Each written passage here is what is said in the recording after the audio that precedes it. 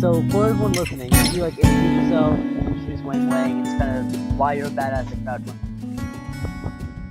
Well, my name's Andrew Leavold. I made this strange little documentary called The Search for Wang Wang. My mad 7-year search for the midget James Bond of the Philippines.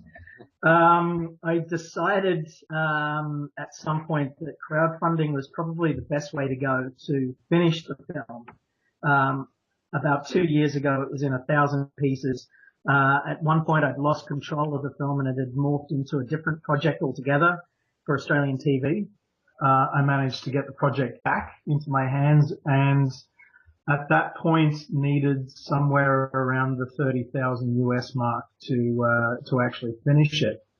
And instead of going to the funding bodies here in Australia, like Screen Australia or the local ones, which filmmakers tend to do, I was very wary of losing control of the project once again.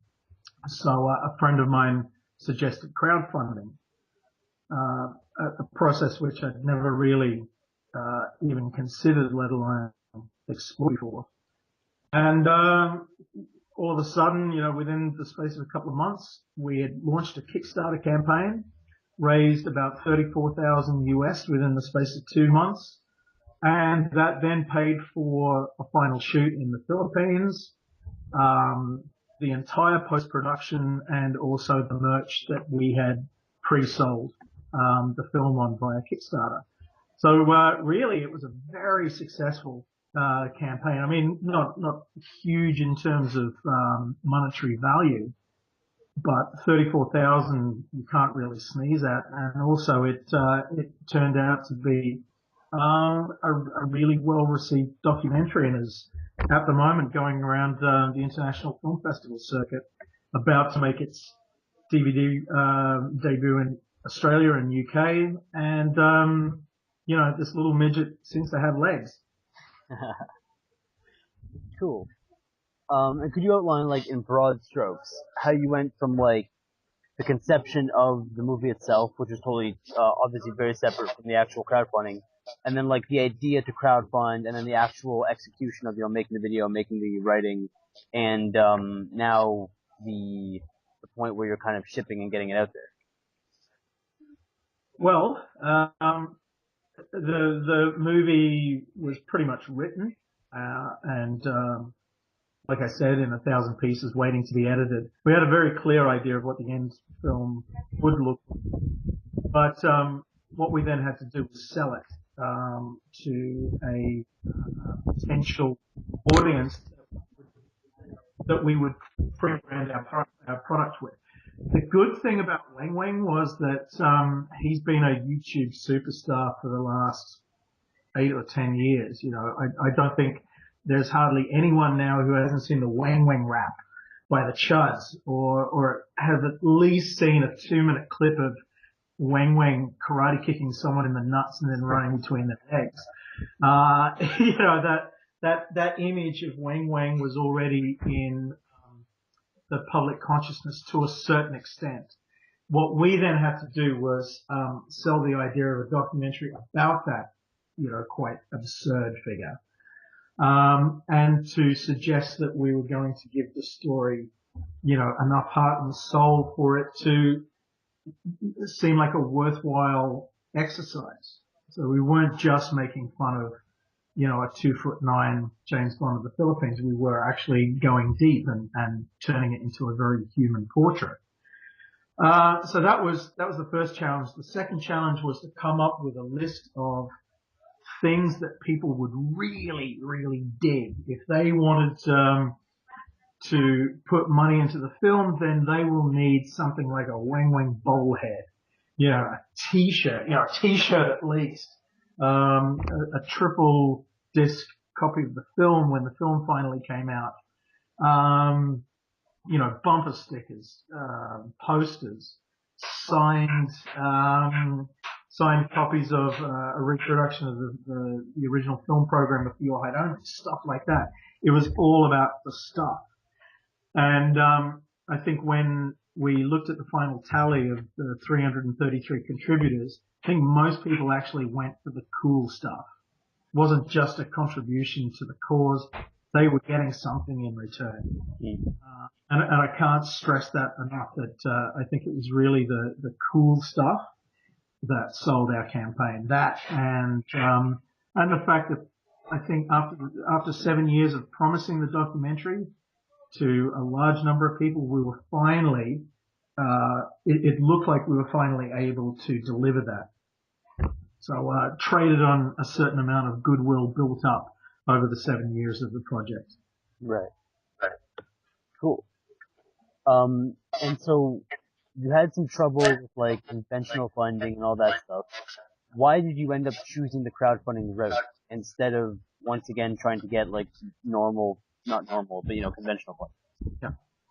If you, particularly in Australia, if you go down the conventional government funding route, or even if you go to an independent financier, they will still insist on a certain amount of control over the final product. After having had my fingers burnt quite severely on the Machete Made Unleashed part of the project going to ABC TV, I decided that I would need a great more degree of control over the project than the financiers would be willing to grant me. Particularly being, a first-time above-the-ground filmmaker. I'd done some silly underground things before, but no one had ever seen them, and no one would really take me seriously as a professional filmmaker just by handing them my resume.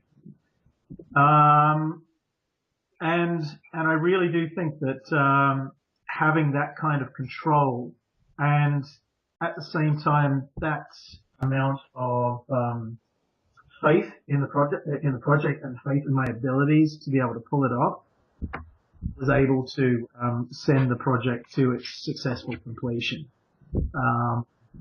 If I had have gone down the government route, they would have been asking for scripts. It would have dragged on for another couple of years. This way, I was able to just throw the money down on the tables and said to my DOT in the Philippines, here's X amount of pesos. Let's go and shoot this damn thing. Sent the footage to the editor. Within 3 months, we were all in the Philippines, standing at the Manila premiere saying, holy crap, did that just happen? So it was quite a whirlwind exercise once the Kickstarter campaign had finished. Less than 5 months, I think, between the end of that and the premiere in Manila, which was, a sort of manic whirlwind in itself. That's actually an advantage I hadn't really dove into at all, which is that not only do you get to have the income without having to have big investors, but you get full creative license. You're able to do it your way instead of having to deal with some preset. Yep, absolutely. And that freedom is intoxicating. Mm-hmm. It could, in the hands of someone who gets a little out of control, be the project's downfall, potentially. But I think we really struck it lucky on Search for Wang Wang that, like I said, I've been thinking about the film for 7 years before finally getting to edit and finish the film. But that idea of the way the film was constructed in my head translated exactly to the finished product. And I can't thank our Kickstarter camp contributors enough for having the faith in the project to be able to bankroll it. And so I'm still I'm still just reeling from the entire experience. It was such a manic 6-month process. That's amazing. Cool. Yeah. Why did you choose Kickstarter? Why not Indiegogo or another platform? Probably because of the pre-branding of Kickstarter. I realized that we would be selling this concept internationally, so I couldn't use an Australian crowdfunding website. It would need to be an internationally recognized one, and one that enough people would have faith in giving their money to. So I guess the most tried and tested one was Kickstarter. And it just so happened that the day that we launched our Kickstarter campaign, Veronica Mars, the movie, also, rolled out its global advertising campaign. So everybody on that day in March 2013 were talking about Kickstarter. You couldn't have wished for a better advertisement for crowdfunding than Veronica Mars, almost giving us this infomercial into Kickstarting, into crowdfunding. It also tended to overshadow our own campaign launch, but within 2 months, the momentum had at least started to gather as far as Kickstarter went. And in the last 2 weeks of our campaign,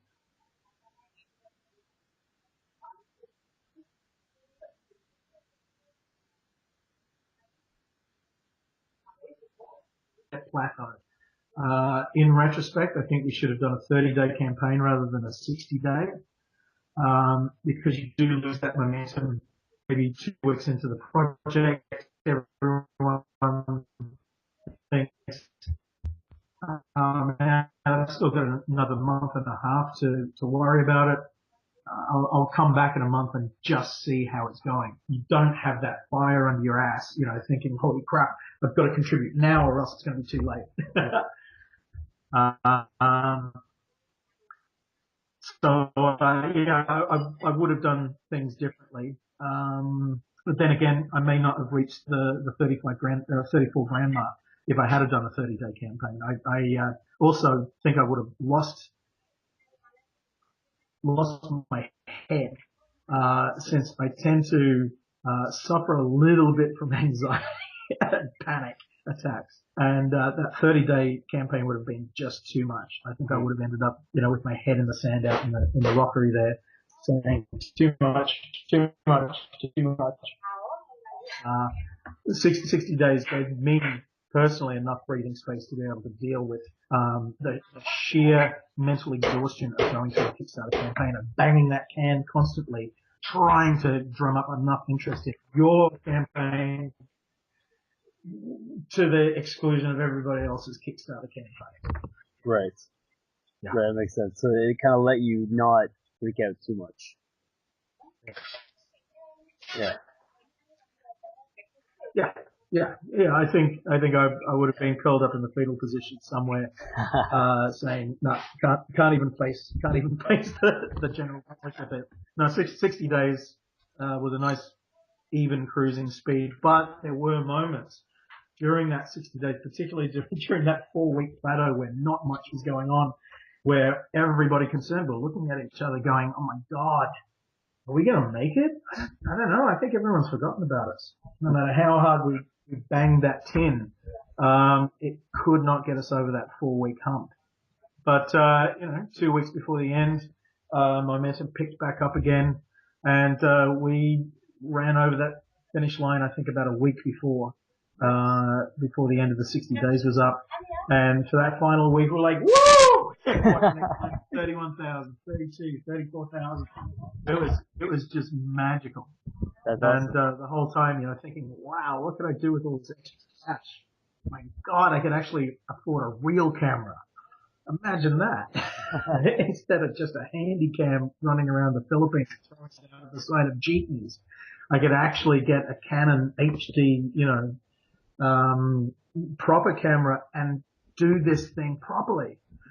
So, the difference between 30 and 34 grand was, as far as being able to rent material in the Philippines, that difference was, an exponential change in how we were doing things.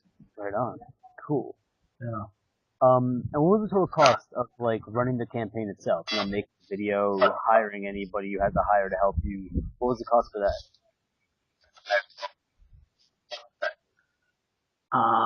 $50 and a carton of beer, I reckon.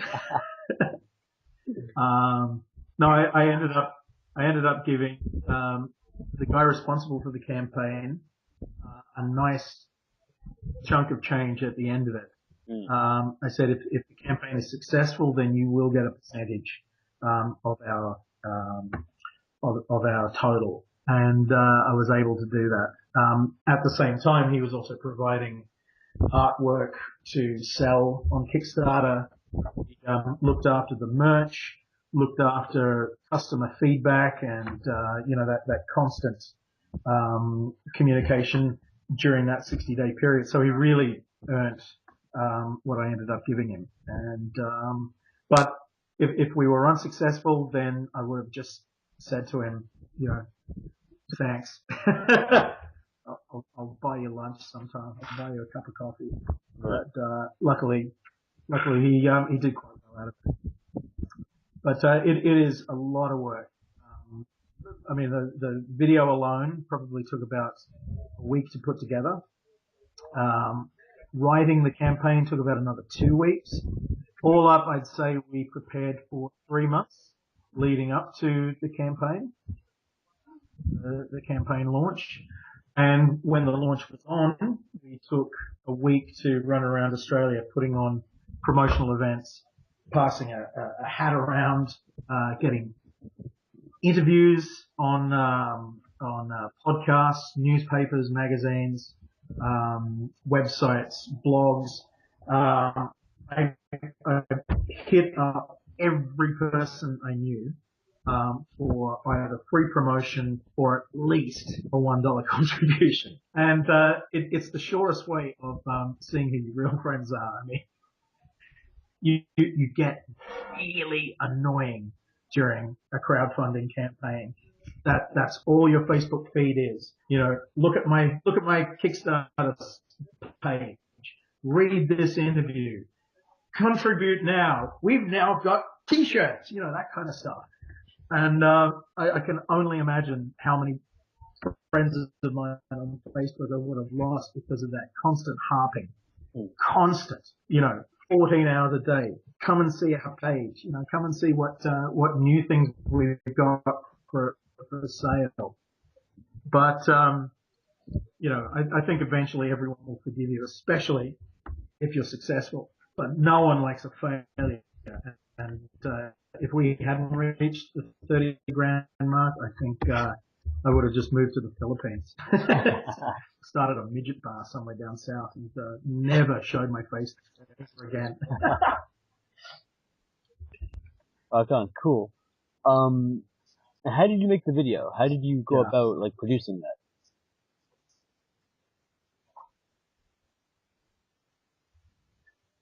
Well, it was my friend Drew, who's a professional cartoonist and filmmaker, mostly short films and music clips.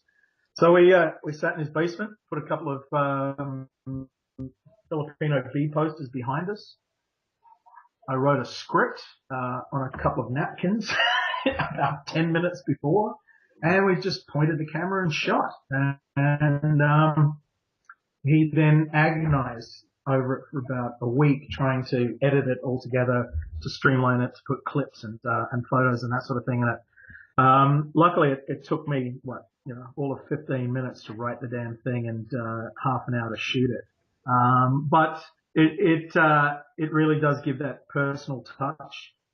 It's you addressing your potential investors, face to face, and saying, look at me. If you have enough confidence in this, then please proceed.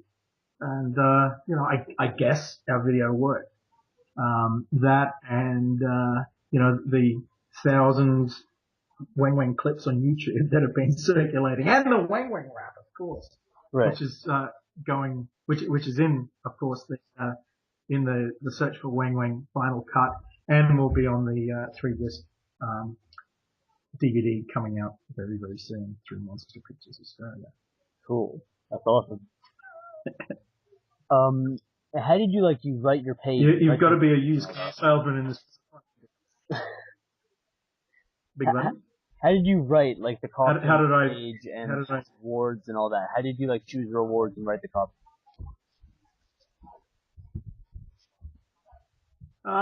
Well, I ran a video shop for 15 years, and over the course of 15 years, you do learn a few tricks in how to promote yourself and how to promote your product.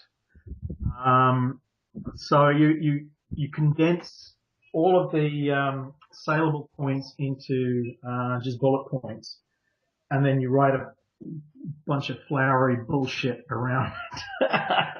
And hopefully it runs smoothly together. If it doesn't, you scrunch up that piece of paper or the napkin, as the case may be, and you start again.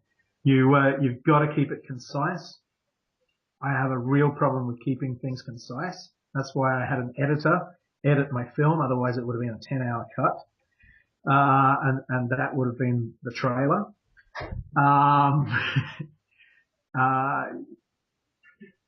We got the video, I think, down to about a 5-minute cut, and even that was too much. I would recommend trying to get it down to 2 at the very most, because you're dealing with limited attention spans. You've got to hit people straight up with what your product is, and more importantly, how far along the process you are. I think if you're sitting there in front of your video camera saying, well, I've got this great idea and I haven't done anything for it whatsoever, but I want your money to fund my pipe dream, no one, unless you're the creators of Veronica Mars and you already have something to show for it, no one's going to give you any money. You have to at least, I believe, have 60, 70, even 80% of what you're trying to sell either on the drawing board, in the can, or at least on the table to be able to show everyone and say, well, you putting your money into this project is a leap of faith, but at least I have some evidence to show you that leap won't be for nothing. Right. It's like, we're not sure this is going to work, but we've put in a ton of effort already. Here's what we've got. Help us finish it. Precisely. And all you're really asking people, or all you should be asking people, is to get that leg over the finish line. You should not be pre-branding, pre-marketing, and pre-selling a pipe dream. Right. Because they are A, the projects that fail, and B, those are the projects that may never be finished. So I really do think that you have to have something at least workable to be able to show everyone, and to demonstrate that you are something or someone worth investing in. Mm-hmm. That's basically what you're asking on a crowdfunding campaign. You're asking people to invest in your idea, which may or may not be a worthwhile thing. That's up to the contributor to decide. But if they like the person, and if they like what they see of the potential finished product, then you're 98% there already. You've already won their trust. Cool. And what about the rewards themselves? You said you made sure you got a lot of stuff, a lot of cool kind of things. How did you choose the rewards? How did you know what people would want as a reward?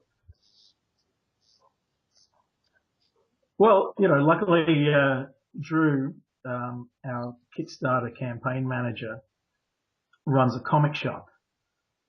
I ran a video shop for 15 years. So I've got between the two of us, we had a pretty good idea of what stuff people are going to go for. Mm. I mean, the bobblehead was,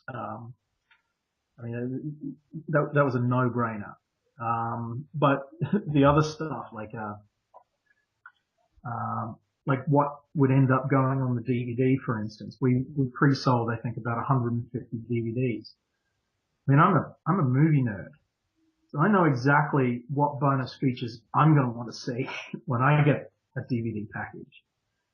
And a project like this, which is a passion project by a film fan, really does lend itself to a multi-disc special edition, you're going to want to see some of those outtakes of me running around Manila with a video camera, filming dwarf bars and, hanging around with a one-armed executioner and all this kind of nonsense. Right. I mean, I built the DVD around what I would want to personally see in a special edition, and that is one disc for the soundtrack. I mean, the soundtrack is awesome. I hate to say this about my own work, but the soundtrack is fucking amazing. Bonus disc for all of the extended sequences, outtakes, music clip to the Wang Wang rap and I Love Wang Wang, this weird little banjo number at the end of the credits, and a bonus Wang Wang film which no one's ever had released commercially before, called The Wild Wild Wang. It's like this weird midget spy western about a government agent running around a Wild West town and shooting everyone with a Gatling gun while a tribe of pygmy Indians unleash hell on all these Filipino guys dressed as Mexicans in sombreros and gun belts. I mean, like I said, that's a no-brainer as well. Plus audio commentary, et cetera, et cetera. It's going to be the full Monty for anyone who wants the last word in Filipino midget spy films. Cool. Right on. So you didn't outsource or hire. I hope you're editing this. I really hope you're chopping this down. We might be. There's a lot of extraneous stuff that is. Like one thing we find is that for a lot of people, dude, you're killing me. Because the tangents show the personality. They show the actual back end philosophy, not just the cut stuff. So we may be leaving this stuff totally unedited. Yeah, up to you. Up to you. Personally, I wouldn't have any faith in anything that I would do from now on after having watched this interview. But anyway, let's proceed. Yeah, so you didn't outsource or hire really anybody. I mean, you had your one friend who you paid via kind of a percentage of profits, but you didn't actually hire any agency or a copywriter or a video maker. I mean, you already know the video making stuff. That was all bootstrapped. No, it was done in exactly the same spirit as The Search for Wang Wang. It was a one-man show. Cool. With Drew, of course, helping, and my co-writer and co-producer, Daniel Palisa, putting in his 20 pesos worth of input as well. But essentially, me and Drew doing the whole campaign together from woe to go. Really, unless you're trying to sell something, I don't know. If you're aiming at, I think, more than a $30,000 target, you may need something slicker. But I'm selling a guerrilla film production, so we may as well just shoot it with a handy cam in a basement and say, well, this is basically what you get. Two idiots running around, with a handy cam, filming whatever is in front of the camera. So it was very much in the spirit of the beast itself. Cool. I can't imagine. Yeah, like I said, if you were trying to aim for that 100,000, 150, $500,000 mark, which would be insane anyway, then maybe you would need to get a promotions person, a proper filmmaker, all that kind of junk to come in and do your campaign for you. But if you think that you have enough contacts on Facebook to make something go viral, and enough faith in your abilities to be able to cobble a campaign together using the people around you and your own resources, then I say go for it, because really it's not the video that people are watching, it's the message. They're not overly concerned with whether you got the lighting right, on your promotional video or how slick it is. It's really what's coming out of your mouth and what they're seeing and hearing about the product that they're interested in. Right. So, personally, I wouldn't waste money on trying to make anything look too professional, when you do your Kickstarter campaign. It is very much a grassroots thing. And personally, I think that the grassroots approach works in its favor. I mean, 99 times out of 100, you're not trying to sell the next Veronica Mars feature. Right. You're selling a comic, graphic novel, a short film, a feature-length film, something like that. If it's a grassroots campaign, then you can have a grassroots aesthetic to your video and not have it, kick you in the teeth later on. Right. That's just me, and I can't imagine that I'll ever be producing a Veronica Mars feature. So, that's redundant anyway. Right. Cool. And I guess that leads to the next question perfectly, which is when it comes to promoting the campaign, getting the word out, doing virality stuff, yours was very grassroots. You told your Facebook friends, and that was, what else did you do? We jumped on a plane and went to three other capital cities and put on clip shows. I did talks, interviews, cool. podcasts. I mean, you name it. Really, I mean, the search for Wang Wang was never destined to be a big project. And you're not going to get Variety or any of your regular media outlets promoting it. We did get an interview in the Australian newspaper, which is one of the biggest newspapers in the country, and that must have helped. But really, it's your friends and your friends of friends and your friends of friends of friends that tend to have similar tastes. So, using social media is getting directly to the people who would have a similar philosophy and similar aesthetic to you.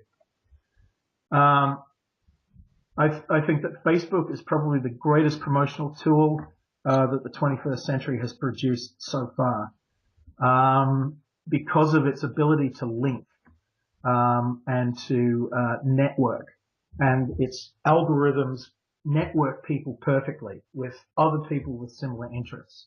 Twitter, I would argue, is not as great, but then again, I haven't spent as much time on Twitter as I have on Facebook, so I really wouldn't know.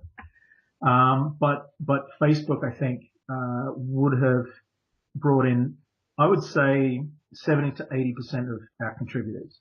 The other 30 to 20% would have come from other websites like Twitch, Fangoria, all of the various podcasts that we did, the Projection Booth, the Momus Report. I think I did something like 20 to 30 interviews over the course of that 7 to 8 week period leading up to Kickstarter and also the 60-day campaign itself. You basically leave no stone unturned in your quest to scream at the ants underneath. We have a Kickstarter campaign going. If you want to contribute, here's a big list of awesome stuff that you might be able to get.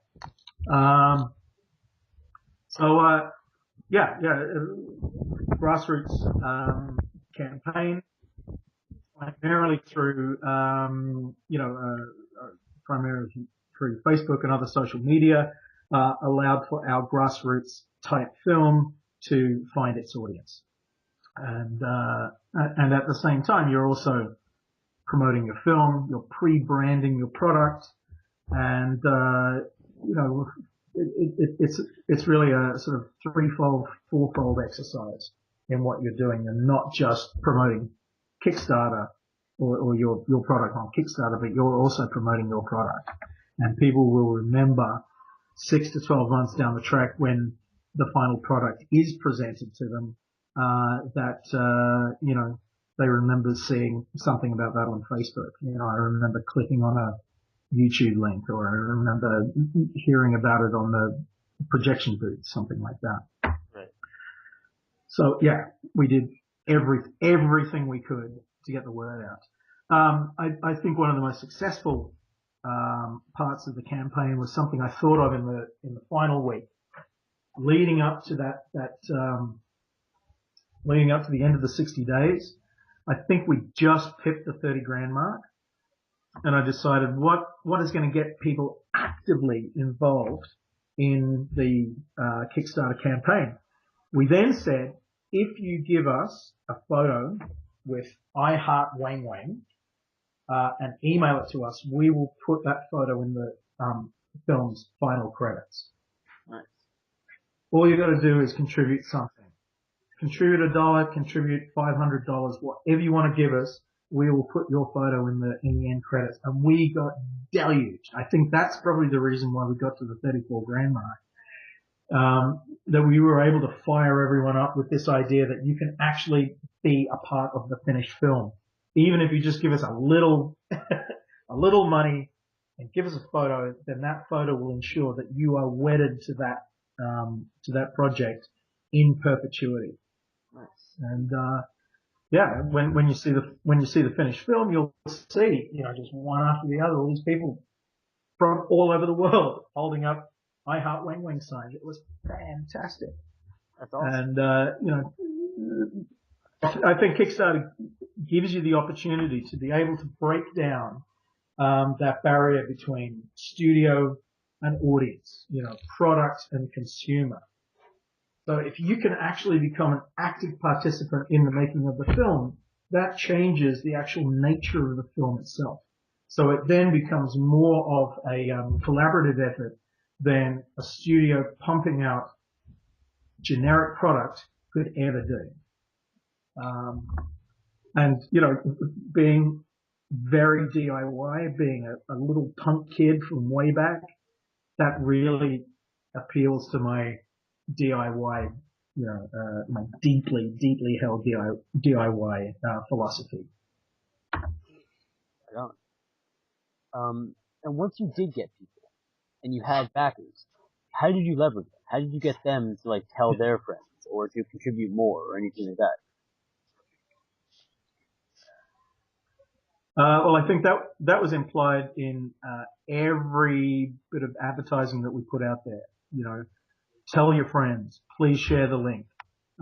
Let everybody know that we've got 15 days left on our Kickstarter campaign. I was sending private messages to hundreds and hundreds of my close personal friends on Facebook, emailing every contact that I had in my email address book, saying, look, I've got one shot at this, and if you could ever see it that you could maybe email this link out to everyone in your address book, that would really, really help. I don't know how many people did, but even if we got 20 people emailing 20 friends each, that's still 4,000 people. That exponential spreading out of the viral spread of information is that easy these days that you don't have to pay for advertising. I don't think we spent 1 cent in legitimate advertising. Everything was on a very, very grassroots and personal level. And once again, I think that really worked in our favor too. It meant that everyone did feel that they were a part of something and not just feeling like a passive consumer. Right. The one thing that I rail against in modern society is this idea of passive consumption, that we're just taking things in and then disposing of it straight away. I want things to have meaning, for relationships to have meaning, for your art to have meaning as well. And one thing that you can do is to engage in a dialogue with the person who is going to be actively involved with, dealing with your art. And you can start that at the Kickstarter level and continue that conversation even past its release date. You know, I've made quite a few friends, I think, as a result of the Kickstarter campaign. I was connected to people that I'd never thought I would ever meet. You know, I had some of of my trip around Europe. I had some incredible filmmakers, you know, who are idols of mine sitting in the audience, watching my film. And I think that was a direct result of, contacting them via the Kickstarter campaign. So, you know, magic can happen. Even in this age where it seems that magic is dead. Cool. And how did you interact with your contributors throughout the process, both like, you know, while you're raising funding? Would you update them and say, hey, we just hit this goal, hey, we just did this thing? And after, now that you are producing, would you like send them teaser clips and all that? Yeah, exactly. With Kickstarter, you're able to send out as many updates as you want, include clips, images, text. I probably didn't send out as many updates as I would have liked during the campaign, but I mean, that was just a manic 60 days. Once the campaign was over, because there were delays in getting the product out, we were promising a November 2013 delivery date. All of a sudden, the festival circuit happened, the delays in editing happened, and so we've had to constantly, maybe once a month, send an update out letting everybody know exactly where the project's at. Here are the links to the reviews. Here are teaser clips on YouTube. Here's the international festival trailer. Please share that with all of your friends. You know, that kind of stuff. And also encouraging people to send in their feedback and keeping the contacts open. You know, I probably would have liked to have engaged with everyone on a more one-to-one level, but man, when you're dealing with 333 contributors, sometimes it's just impossible to get to everyone. But we try to keep up to date with everyone, and particularly on Facebook now, we're encouraging everyone to sign up on a Search for Wang Wang Facebook page to get even more regular updates, like every couple of days. Every time there's a new screening, we add that to the Facebook page. Every time there's a new review, good or bad, that goes on the Facebook page as well. And we're able to respond almost immediately to any Facebook comments. So, you know, again, that relationship with social media allows a much greater level of interaction with your patrons, and that's exactly what Kickstarter contributors are. You know, they are patrons of the art. They're your sugar daddies and sugar mommies. And, you know, got to keep your sugar daddies happy. Cool. All right, last question, because I want to be cognizant of your time and my time and the viewer's time. So, if you could restart from scratch, yeah, what would you do the same? Yeah. And what would you do differently?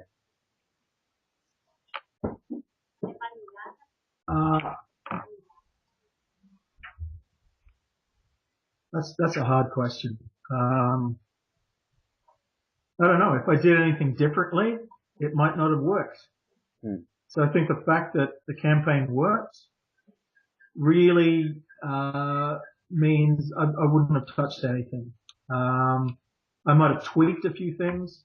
You know, I might have brushed my hair in the Kickstarter video. As you can see, you know, I could have brushed my hair for this interview as well. I'm in the middle of editing the bonus features for the DVD bag, cutting some slack here. I'm in editing hell. I probably would have done a 30-day campaign, but then again, I might not have reached the 34 grand mark.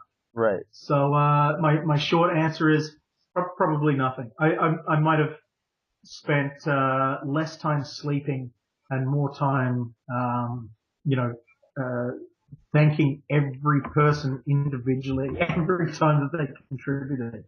I think I would have been going, thank you so much.